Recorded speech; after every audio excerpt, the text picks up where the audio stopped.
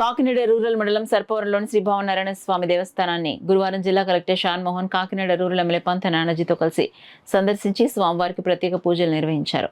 పూజా కార్యక్రమాల అనంతరం ఆలయ అర్చకులు జిల్లా కలెక్టర్ ఎమ్మెల్యేలకు తీర్థ ప్రసాదాలు అందించారు. భావనారాయణ స్వామి దేవస్థానం యొక్క చరిత్ర విశిష్టత ఈ సందర్భంగా పండితులు జిల్లా కలెక్టర్కు వివరించారు.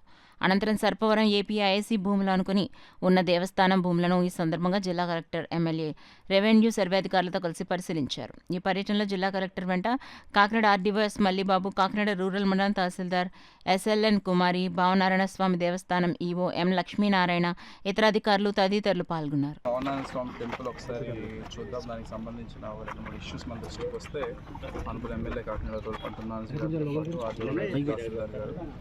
ఈవో టెంపుల్ ఈవో గారు, తర్వాత ఎండోమెంట్స్ ఆఫీసర్స్ గారికి ఒకసారి విజిట్ చేయడం జరిగింది. అక్కడ ఒక చిన్న ల్యాండ్ రిలేటెడ్ ఇష్యూస్ పెట్టడం జరిగింది. వాళ్ళ తాలూకు ల్యాండ్స్ ఒకసారి చూద్దామని చెప్పి ఇలా ఒకసారి చూడండి.